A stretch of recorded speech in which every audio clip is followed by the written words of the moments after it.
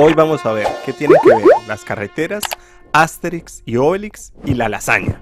Porque presentamos la historia de las carreteras, cuarta parte, los romanos, aquí en Angenieur.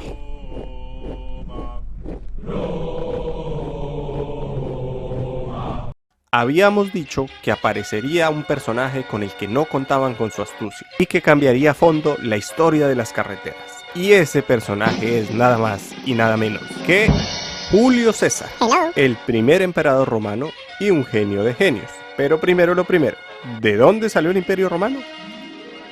Cuenta la leyenda de Rómulo y Remo que en el siglo VII a.C. había un reino ubicado en la hoy Italia que se llamaba Alba Longa y era dirigido por el rey Amulio, descendiente de Eneas, un héroe de la guerra de Troya. Amulio tenía una sobrina que convirtió en virgen vestal, una especie como de monja de la época. Pero esto no funcionó, porque el dios de la guerra Marte bajó del Olimpo, se enamoró de ella y la embarazó de dos lindos gemelos, Rómulo y Remo. Amulio, muy ofuscado por la afrenta de su sobrina, ordenó que los niños tenían que morir ahogados en el río echándolos en una cesta. Y así lo hicieron, pero la cesta se enredó en una orilla del río cerca al monte Palatino. Allí una loba los encontró y los amamantó por mucho tiempo. La loba fue ayudada también por un pájaro carpintero. Así transcurrieron los días hasta que los niños fueron encontrados por un pastor llamado Faustulo, quien los llevó a su casa y los adoptó como hijos propios. Faustulo era consciente que eran semidioses, pero nunca les dijo nada. Poco a poco Rómulo y Remo fueron creciendo, pero se metían en muchos problemas, porque luego se convirtieron en bandidos. Por una de sus fechorías, Remo fue apresado y llevado ante Amulio. Faustulo le cuenta la verdad a Rómulo, y este decide derrocar a Amulio, y lo logra con complicidad de su abuelo que todavía estaba vivo, y lo dejan como rey. Conscientes que son semidioses, deciden fundar su propia ciudad, pero no se ponen de acuerdo. Rómulo quería fundarla en el monte Palatino y Remo en el monte Aventino, así que fundan sus ciudades por aparte.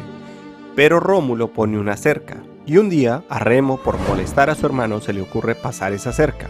Rómulo, enceguecido por la rabia, mata a su hermano. Pero arrepentido de haberlo matado, Rómulo promete ponerle un nombre a la ciudad a la memoria de su hermano: Roma. Roma fue fundada el 21 de abril del 753 a.C., pero los romanos no estaban solos en el mundo en ese momento.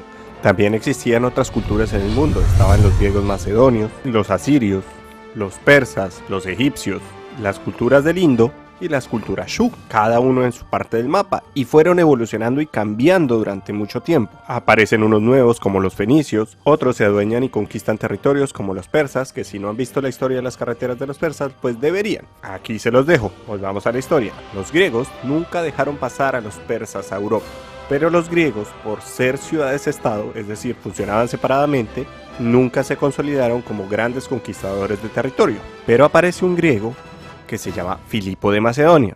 Filipo era un rey y crió a su hijo con los mejores estándares de calidad. Inclusive, Aristóteles, el filósofo más duro de la época, fue profesor de este niño. Y el nombre de ese niño es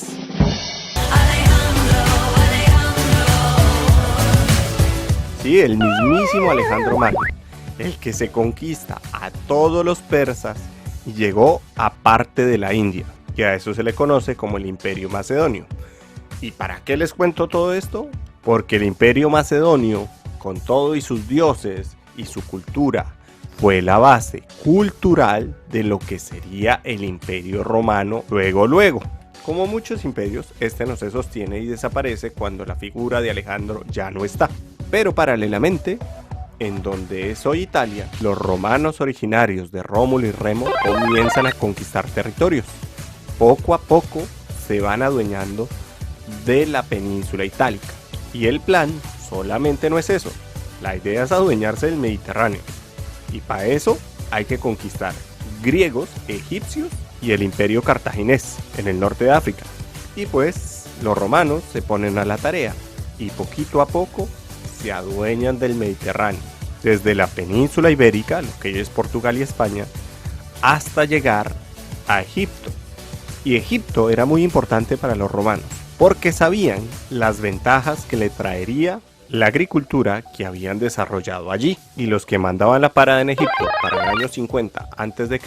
eran los reyes Ptolomeos, y que ustedes recordarán porque la reina era Cleopatra, la cual se deja conquistar por Marco Antonio y por los romanos. Cuando los romanos conquistan Egipto, ya hay el alimento suficiente para un imperio. Y uno de los que se da cuenta de eso era un tipo que no era un super conquistador, pero era muy pilo y sagaz. Y en realidad nadie esperaba que ascendiera en el poder como ascendió. Ese personaje sube al poder y para tener un control absoluto de los territorios hace que lo nombren emperador. Ese señor es Cayo Julio César.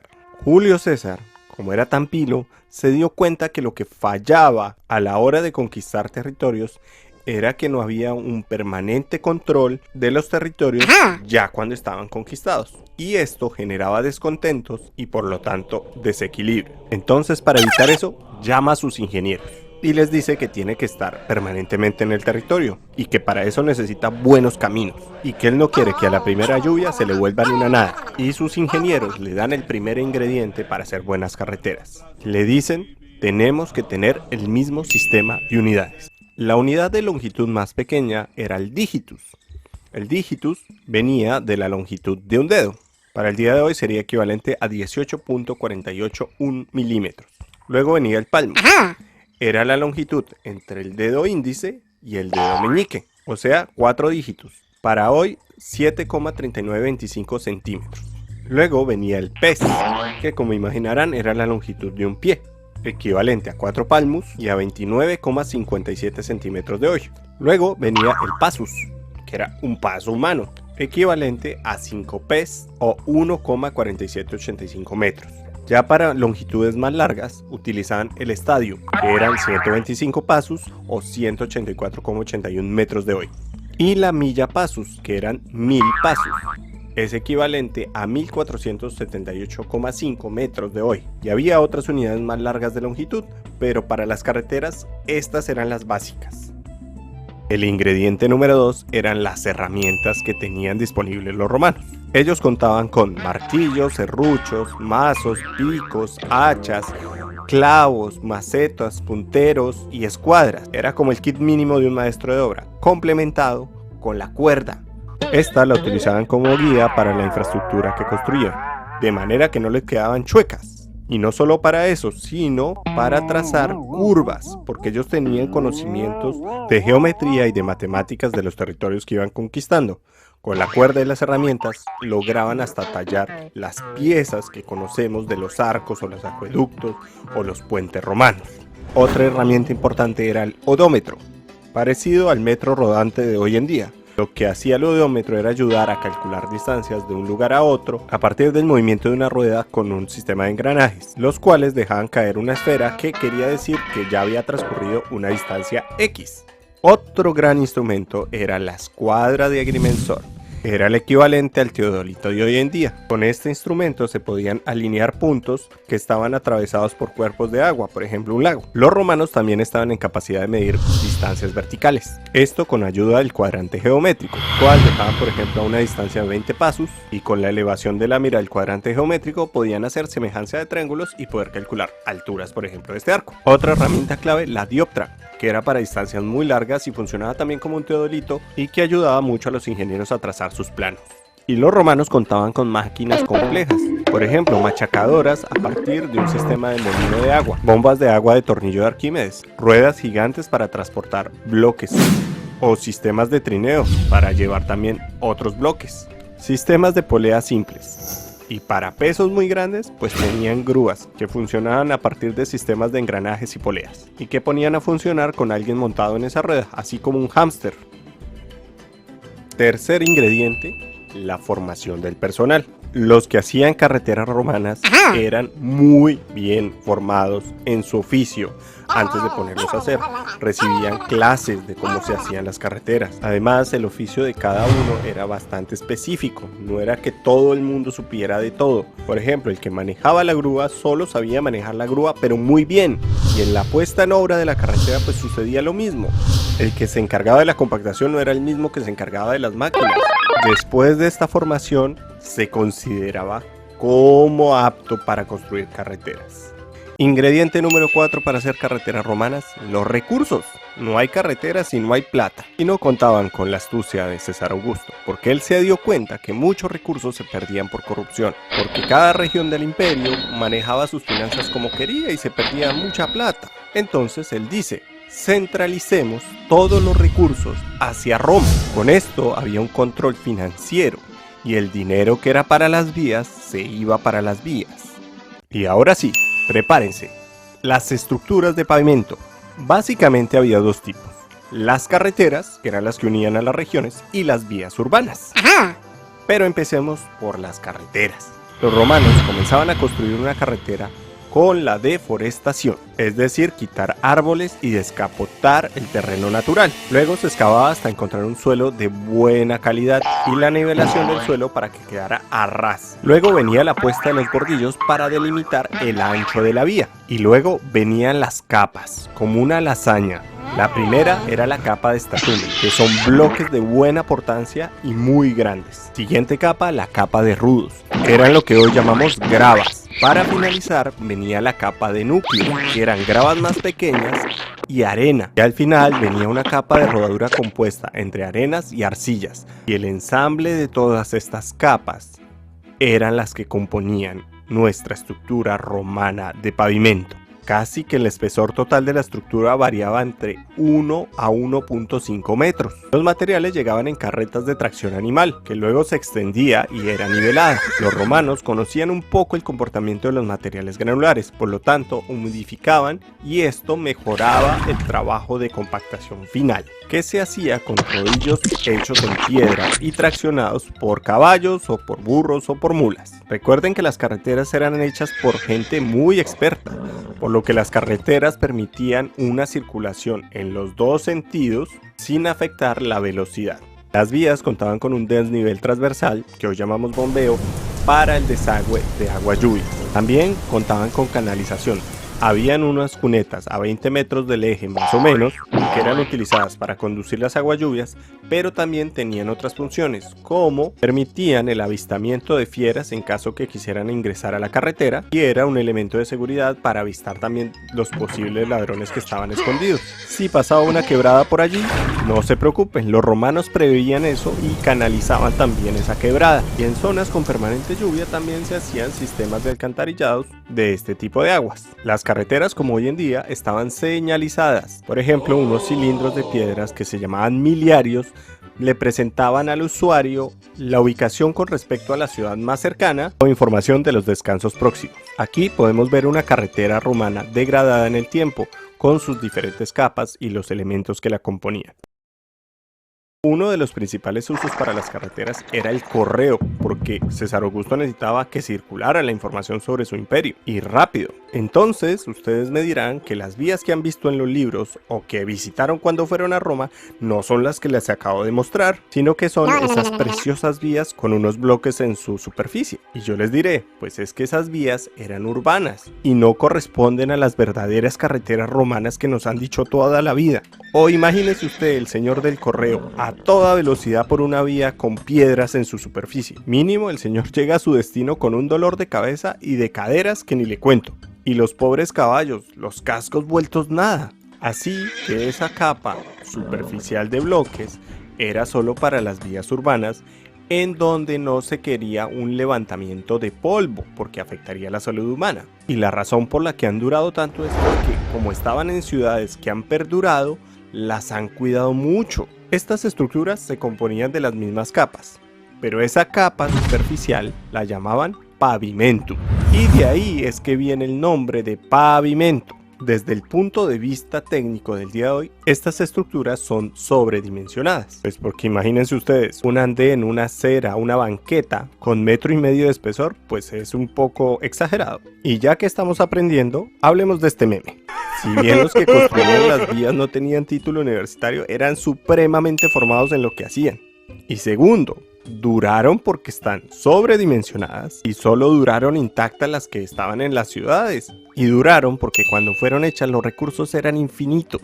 Las gravas y los materiales y mano de obra eran del emperador. Así que capitalismo aquí no había. En cuanto a la parte final del meme, les puedo asegurar que lo que menos hubo en esa vía de la foto fue la llamada a un ingeniero. Un ingeniero que conoce no permite este tipo de defectos en sus estructuras. Lo que pasa es que en Latinoamérica la política pública para vías muchas veces se resume en llamar a don Pedro o a don Juan, que son maestros de obra, y les dicen que echen un poco de pavimento y que compacten y que listo y que se le está dando participación a la comunidad. Muy importante la participación de la comunidad, pero don Pedro y don Juan no saben nada de carreteras, lastimosamente. No han sido formados como sí formaban los romanos a sus ingenieros. Y si no me creen, miremos ejemplos simples. ¿Qué es lo que pasa? Margarita. Aquí a don Pedro le dieron un compactador y está compactando suelo natural mojado. Y obviamente no hay intención de poner una capa granular, como sí lo hacían los romanos. O miremos la siguiente etapa, donde le dijeron a don Juan que extendiera la mezcla asfáltica en caliente, pero la dejaron amontonada y ya está más fresca que una lechuga. Hola, pana Rabbit, muy fresco te ves. Así que antes de pensar en postear este meme, deberías pensar en reclamar verdaderas políticas públicas a tu ciudad, en vez de estarle echando la culpa a los ingenieros. ¿Por qué nadie me lo dijo? ¡Ay, debo haber parecido un idiota! Volviendo a los ingenieros romanos, ¿qué hacían cuando encontraban un suelo que no era muy bueno? Ellos no se varaban. Hacían como una pasarela levadiza hecha en vigas y paneles de madera. Sobre esta pasarela se ponían las capas granulares. Si había un cuerpo de agua o un accidente geológico, no importa, podemos hacer puentes, decían los romanos. Por ejemplo, para construir un puente en un cuerpo de agua, llegaban con una barcaza, colocaban grandes paneles de madera impermeables y realizaban un cercado que era vaciado con bombas de tornillo de Arquímedes y llenado con arcilla para poder trabajar el interior y hacer la fundación de la pila. La fundación siempre terminaba en pico para evitar la socavación de las mismas. Y luego venía la construcción de los arcos, que era hecha a partir de bloques de piedra. Ponían sus andamios y formaletas para los arcos y una vez terminados, los retiraban para dar así acabado al puente. Puentes que eso sí que han durado toda la vida y que inclusive hoy se utilizan para la circulación del tráfico pesado actual. Los puentes también tenían que ser reparados porque por la circulación se ahuellaban, es decir, que dejaban las marcas de las ruedas de los carros que circulaban por él. Este fenómeno también se presenta en las estructuras de pavimento que utilizan mezcla asfáltica hoy en día. Y si había una montaña que atravesar, tranquilos, los túneles se podían hacer. Estos túneles que vemos aquí todavía existen y eran hechos a mano. Esto sí era una ingeniería de punta de la época. Y todas estas estructuras formaban una red infinita donde todos los caminos conducían a Roma, la capital del imperio. Si yo fuera César Augusto, le hubiera dicho al resto de culturas que en cuestión de vías, Soy el más perrón aquí. el imperio se sostiene mucho tiempo, pero empiezan a aparecer muchos pueblos bárbaros. Entre ellos tenemos a los galos, los anglosajones, los francos, que serán el origen de Francia, los vándalos, que no eran ningunos delincuentes. Los vándalos son pueblos germánicos. Y los hunos. Para el año 395 después de Cristo, el imperio se divide en dos: Imperio Romano de Oriente e Imperio Romano de Occidente. Y poco a poco las invasiones de los pueblos bárbaros van taladrando con el Imperio de Occidente, hasta que poco a poco, por invasiones, se adueñan de ese territorio y el Imperio Romano de Occidente desaparece en el año 476. El de Oriente se queda mucho tiempo más en la historia humana. Y así sigue la historia de las carreteras, hasta que un grupo de americanos la cambia. Muchas gracias por ver este video. Este sí que me costó mucho tiempo y esfuerzo e investigación. Solo por eso, ojalá que lo compartan y le cuenten a sus amigos que si quieren saber cuál es la relación entre Pikachu y las carreteras, que se suscriban a todas las redes sociales. ¿Para qué? Pues para más ingeniería.